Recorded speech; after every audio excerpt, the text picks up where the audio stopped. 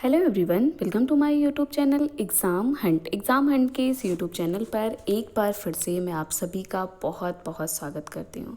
Guys, ये जो आज का हमारा वीडियो है ये चाइल्ड डेवलपमेंट एंड पेडागोजी पर बना हुआ है। हम इस सेशन में चाइल्ड डेवलपमेंट एंड पेडागोजी के एक बहुत ही मोस्ट इम्पॉर्टेंट टॉपिक को आपके साथ डिस्कस करेंगे। और हाँ, मैं ये पूरी कोशिश करूँगी कि मैं आपके साथ जो टॉपिक डिस्कस कर रही हूँ उनसे रिलेटेड जितनी भी इम्पॉर्टेंट बातें हैं वो सारी बातें भी मैं आपको बताऊँ। फिर भी अगर कहीं कोई भी आपको डाउट रहता है, कोई भी आपको कन्फ्यूज़न रहता है, तो वो चीज़ आप कमेंट बॉक्स में ज़रूर पूछ लीजिएगा। तो चलिए देखते हैं कि आज हम आपको चाइल्ड डेवलपमेंट के किस मोस्ट इम्पॉर्टेंट टॉपिक को डिस्कस करेंगे।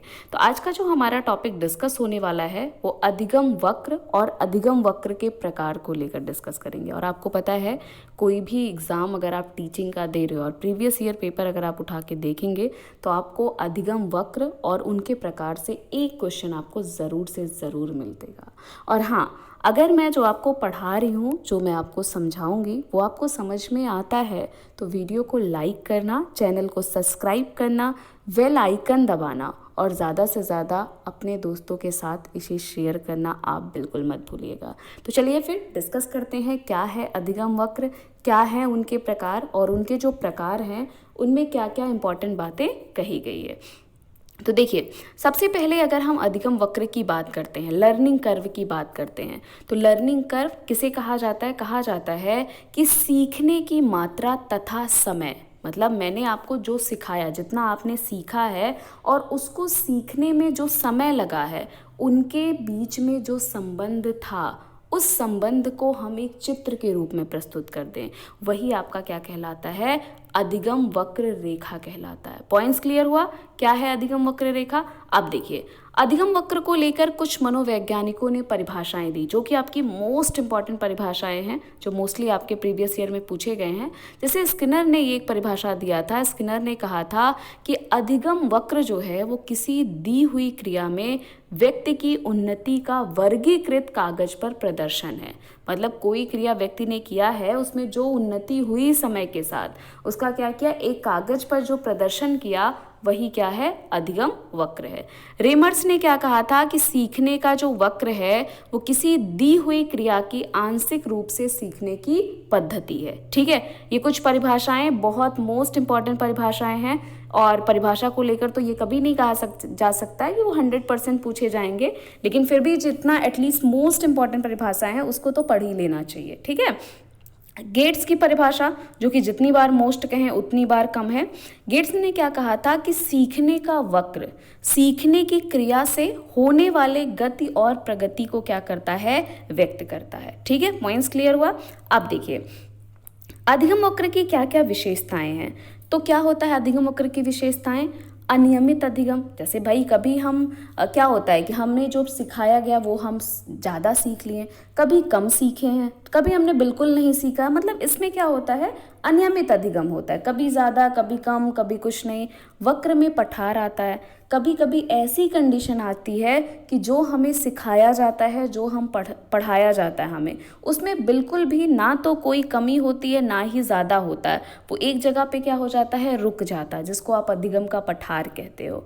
ठीक है, कार्य और कारण का संबंध हमें बोध कराता है कि भाई अगर हम ये कार्य कर रहे हैं तो इसका कारण क्या है। जैसे आपका सीटेट का पेपर है, सीटेट का पेपर नज़दीक आएगा तो आप पढ़ने में और ज़्यादा सोचोगे, अच्छा ये भी पढ़ लें, ये भी पढ़ लें। तो भाई वो कार्य कारण का संबंध था, आप चीज़ों को जल्दी सीखने की कोशिश करेंगे। शारीरिक दक्षता, अगर आप शारीरिक रूप से दक्ष हो, शारीरिक रूप से स्वस्थ हो, आपका इंटरेस्ट है उस कार्य को सीखने में, तो आप उस कार्य को भी क्या करते हो? अच्छे से सीख पाते हो। तो ये आपका क्या है? अधिगम वक्र की क्या थी? विशेषताएं थी। अगला नेक्स्ट पॉइंट है हमारा कि भाई अधिगम वक्र के प्रकार क्या क्या होते हैं, जो कि सबसे मोस्ट इम्पॉर्टेंट टॉपिक। ठीक, तो अधिगम वक्र की अगर हम बात करते हैं तो 4 प्रकार के अधिगम वक्र की हमारे जो चाइल्ड डेवलपमेंट एंड पेडागोजी है उसमें बात की गई है। सबसे पहला हमारा है सरल रेखीय वक्र। ठीक है, दूसरा है नतोदर वक्र, तीसरा है उत्तोदर वक्र और चौथा हमारा क्या है? सीढ़ीदार वक्र। तो चलिए फिर देखते हैं क्या है हमारा सरल रेखीय वक्र, कारण क्या है उसका, क्या क्या बातें कही गई हैं, सारी बातें डिस्कस करते हैं। ठीक है, तो देखो सबसे पहले हमारा क्या है? सरल रेखीय वक्र। ठीक, अब देखो आपसे अन्य नाम पूछा जाता है, भाई एक के बहुत सारे नाम होते हैं। तो कभी भी अगर आपसे क्या पूछा जाए कि समानो उपलब्धि वक्र रेखा किसको कहते हैं, तो सरल रेखीय। समान निष्पादन वक्र रेखा इसे कहा जाता है। रेखीय त्वरण वक्र रेखा, कोई भी नाम दे देगा तो वो क्या होता है, जो आपका स्ट्रेट लाइन कर्व होता है, सरल रेखीय वक्र होता है, उसी को कहा जाता है। और इसमें क्या कहा जाता है, इसकी परिभाषा क्या कहता है, इसमें कहता है कि जब अभ्यास अथवा प्रयास के साथ साथ अधिगम की मात्रा में समान रूप से वृद्धि होती है। मतलब जितना मैंने अभ्यास किया है, जितना मैंने प्रयास किया है और उतना जितना मैंने सीखा है, दोनों में समान रूप से था। भाई हमने समय दिया और जितना आपने हमें सिखाया वो हमने सीख लिया। कोई उसमें ये दिक्कत नहीं था कि हमने 2 घंटे का समय दिया और हमने कुछ नहीं सीखा। तो वो आपका क्या होता है, सरल रेखीय वक्र प्राप्त होता है। और कहा गया है कि अधिगम का जो ये वक्र रेखा है, सरल रेखीय स्ट्रेट लाइन कर्व, वो बहुत कम दशाओं में बनता है। ये कब होता है, कब बनता है, जब सीखना अबाध हो। मतलब क्या होता है, सीखने में कोई बाधा ना हो, आपको कोई टेंशन ना हो कि भाई हमें ये भी करना है, ऐसे करना है, वैसे करना है। या तब आप क्या करते हो, योम जब आप तीव्र गति से कोई चीज़ सीखना चाहते हो। जैसे आप एग्ज़ाम के 2 दिन पहले जब चीज़ें पढ़ते हो ना, तो कहते हो अच्छा अभी 4 यूनिट बचा है, ओ लाइन बाई लाइन उसको पढ़ते जाते हो। वो क्या होता है, आप भाई समय के साथ जितना पढ़ते जा रहे हो वो सारी चीज़ें सीखते जाते हो। तो वहाँ पे आपको क्या मिलता है, स्ट्रेट लाइन कर्व मिलता है। जैसे देखिए यहाँ पे बना हुआ है ना, आपका क्या है, अधिगम की मात्रा और अधिगम का अभ्यास। मतलब दोनों में क्या होगा, समानता होगा। जितना आपको अधिगम की मात्रा है, जितना आपने टाइम दिया और उतना ही आपने क्या किया, उसको सीखा। तो यहाँ पे आपको स्ट्रेट लाइन कर्व प्राप्त होगा। पॉइंट्स क्लियर हुआ? किसी को कोई कंफ्यूजन डाउट होगा तो वो प्लीज़ कमेंट बॉक्स में पूछ लीजिएगा।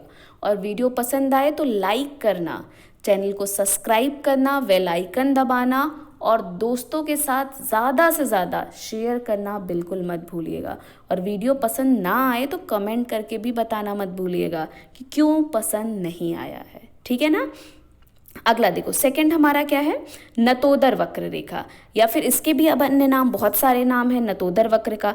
जैसे आपसे पूछे सकारात्मक वक्र रेखा किसको कहते हैं, बढ़ता निष्पादन वक्र रेखा, अवतल वक्र, या फिर वर्धमान शिक्षण वक्र किसे कहा जाता है, तो किसे बताओगे, नतोदर वक्र रेखा को कहा जाता है। इसमें क्या कहते हैं, नतोदर वक्र रेखा क्या कहता है कि अभ्यास अथवा प्रयास के साथ जब अधिगम की मात्रा में अधिक वृद्धि होती है, ठीक है। और क्या कहा जाता है कि इस वक्र की रचना कब होती है, इस वक्र की रचना उस स्थिति में होती है जब सीखने की प्रगति प्रारंभ में बहुत होकर बाद में तेज हो जाती है। जैसे क्या होता है भाई, अब इसका कारण क्या होता है, जैसे आप आंतरिक रूप से अभिप्रेरित होते हो। जब आप देखते हो कि आपका पड़ोसी पढ़ रहा है, ठीक है, और आप क्या करते हो, आप डेली बैठ के भाई यूट्यूब पे वीडियो देख रहे हो, तो पड़ोसी को देखते हुए आपको लगेगा अरे भाई तो यार बहुत पढ़ रहा है। तो ऐसा करते हैं कि आप भी पढ़ना शुरू कर दोगे। तो इसका मतलब अभी आपकी जो अधिगम थी, जो स्थिति थी, कॉपी खोल के नीचे रखी रहती थी, वो नहीं उठती थी। लेकिन अब उसको देखते देखते या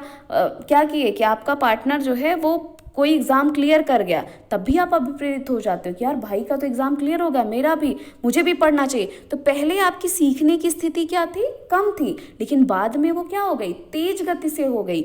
वही तो आपका क्या हो गया, बढ़ता निष्पादन, कि आपका अब देखिए आनंददायी अधिगम। जब आपको कोई टीचर, जैसे होता है ना कि कुछ क्लासेस आपको बहुत पसंद आती है, आप बहुत इंटरेस्ट के साथ पढ़ते हो, और कुछ क्लासेस आपको बिल्कुल पसंद नहीं आती। तो जब आनंददायी अधिगम होता है, ठीक है, आप इंटरेस्ट लेते हो पढ़ने में, तब भी आपकी जो सीखने की स्थिति होती है वो बढ़ती चली जाती है ना, स्टार्ट होती है धीरे से, फिर वो क्या होता है, बढ़ता हुआ जाता है। या फिर बाह्य रूप से कोई अभिप्रेरणा मिल जाए, ठीक है, जब क्या होता है कि या तो आपके इंटरेस्ट वाला कोई चीज़ हो, कि जब आपके अपने खुद का, जैसे मान लीजिए बहुत सारे लोग होंगे जो टीचर बनना चाहते हैं, ठीक है, तो वो क्या है, अब वो टीचर बनना चाहते हैं, अब इसके लिए उन्हें तैयारी करनी है, तो वो क्या होंगे, उनकी सीखने की जो गति है वो धीरे धीरे क्या होगी, तेज होती जाएगी। लेकिन कुछ बच्चे होंगे जो ज़बरदस्ती कर रहे होंगे, भाई उनको पढ़ना ही पढ़ना है। या फिर क्या होते हो, आपको कोई मोटिवेट कर देता है, ठीक है, कि अरे भाई पढ़ लो।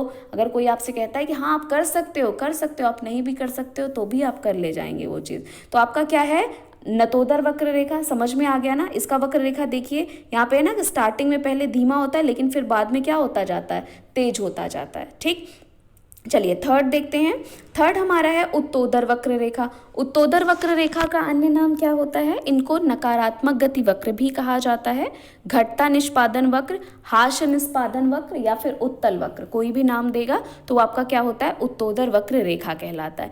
इसमें कहा जाता है कि अभ्यास अथवा प्रयास के साथ अधिगम की मात्रा जब धीरे धीरे कम होने लगती है, मतलब आपने अभ्यास किया, आपने प्रयास किया, आपकी जो अधिगम की मात्रा है वो धीरे धीरे क्या होने लगती है? कम होने लगती है, तो आपको जो वक्र रेखा प्राप्त होता है वो क्या होता है? उत्तोदर वक्र रेखा प्राप्त होता है। और इसका कारण क्या हो सकता है? थकान। जैसे मान लीजिए अभी मैं आपको 6 घंटे लगातार पढ़ाऊँ, भाई पहले घंटे तो आप बहुत इंटरेस्ट के साथ पढ़ोगे, आपकी जो अधिगम की क्षमता है, जो सीखने की क्षमता है वो बढ़ती जाएगी।